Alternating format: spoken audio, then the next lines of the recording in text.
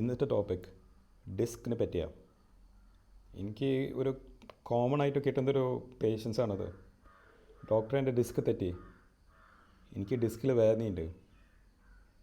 Disk കാരണം pain വരാണെങ്കിൽ first അത് ഞാൻ ബാക്ക് പെയിൻ്റെ കാര്യം പറയണം, കഴുത്തിൻ്റെ അല്ല. കാലിലേക്ക് പെയിൻ വരും, ഒരു എരിച്ചിൽ അല്ലെങ്കിൽ പോച്ചിൽ പോലെയാവും.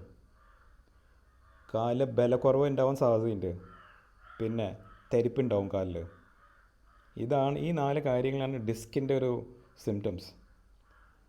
ബാക്ക് പെയിൻ മാത്രമായിട്ട് വന്നാൽ അത് എല്ലിൻ്റെ പ്രോബ്ലം ആണെന്ന് നമ്മൾ സാധാരണ പറയാം. എല്ല് അല്ലെങ്കിൽ എല്ലിൻ്റെ ഇടയിൽ ലിഗ്മെൻസിൻ്റെ പ്രോബ്ലമാണ് സാധാരണ പറയാം. സോ ബാക്ക് പെയിൻ മാത്രമായിട്ട് വരാം, ബാക്ക് പെയിനും ലെഗ് പെയിനും ഒരുമിച്ച് വരാം. മൂന്നാമത്തെ ഒരു സംഭവമുണ്ട്, ബാക്ക് പെയിൻ ഉണ്ട് പക്ഷെ അധികമില്ല, മെയിനായിട്ട് ലെഗ് പെയിനാണ്. സോ ഇതിൻ്റെ ട്രീറ്റ്മെൻറ്റ് നമ്മൾ MRI മാത്രം നോക്കിയിട്ടല്ല, നമ്മൾ പരിശോധിച്ചിട്ടാണ്, ഞാൻ എക്സാമിൻ ചെയ്തിട്ടാണ് നമുക്ക് തീരുമാനം വരാം. ഞാൻ ഇന്നത്തെ ട്രീറ്റ്മെൻറ്റിനെ ഞാൻ ഇന്ന് ഞാൻ ഡിസ്കസ് ചെയ്യണില്ല, അത് വേറെ വീഡിയോ ഞാൻ ഉണ്ടാക്കാം. സോ നമ്മൾ ഇതാ ശ്രദ്ധിക്കേണ്ടത്, ബാക്ക് പെയിൻ മാത്രമാണെങ്കിൽ അതിൻ്റെ അർത്ഥം എല്ലും എല്ലിൻ്റെ ചുറ്റുമുള്ള ലിഗമെൻസിൻ്റെ പ്രോബ്ലമാണ്.